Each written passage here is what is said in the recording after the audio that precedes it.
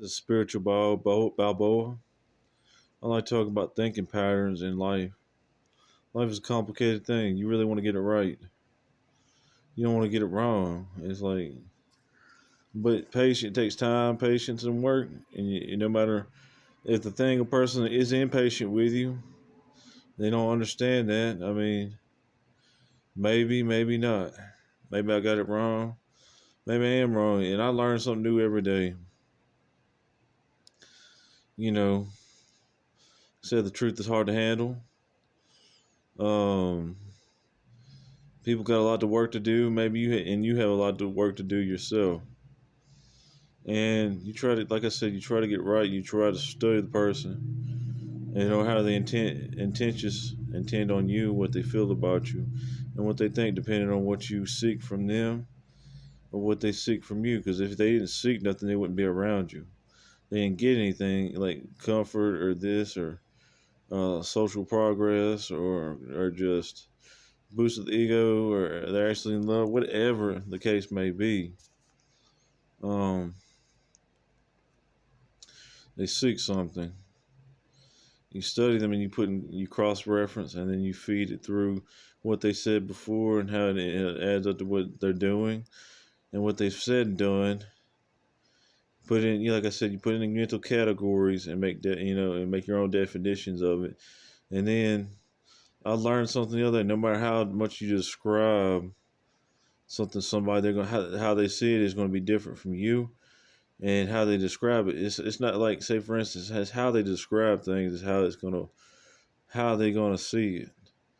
Like one person said, one person's one said like there's okay, I'm a client. I mean, I portray to my clients and I give them what they want.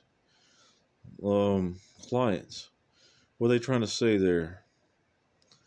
They're trying to use them for the future just in case they might need them, give them what they seek, because it's life's the law of reciprocation, whether bad or good. It's the reciprocation. Everybody wants something and requires something. It's not good. It's the way it works. I don't see it as a bad thing. I see it as a romantic thing. Like if I can give somebody what they want, maybe they're more apt and willing to see it my way or this or that, and out of the goodness of their heart or mine.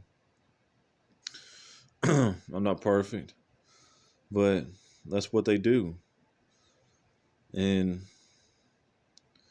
it's a weird situation. It's like no matter how much I realize, no matter how much you describe it, you still gotta have them. You gotta iterate and let them see how they want.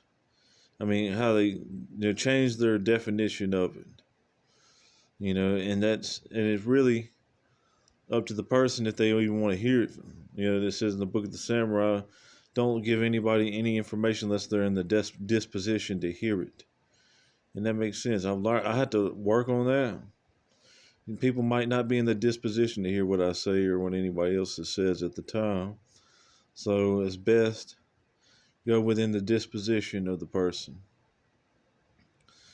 You read the words of the ancients, and it's like they 9 times out of 10 right. Maybe a lot of stuff they're wrong on, but 9 times out of 10 they're right. So I learned that it kind of was humbling. You kind of break. It's good to break your ego. It's not good to be in your ego. It's good to get your feelings hurt. As I was watching on YouTube one day. It's good to be broken because that's the way things are. And your little thought bubble and your little piece of heaven got popped.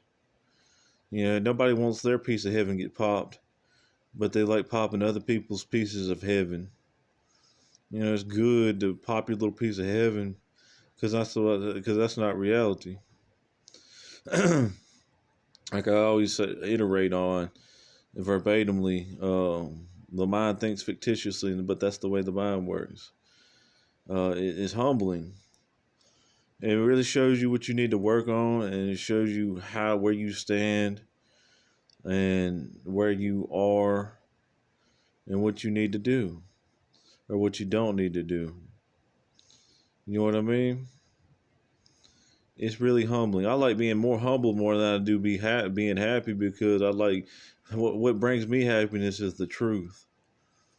You know, that's what brings me joy, sovereignty, fulfillment.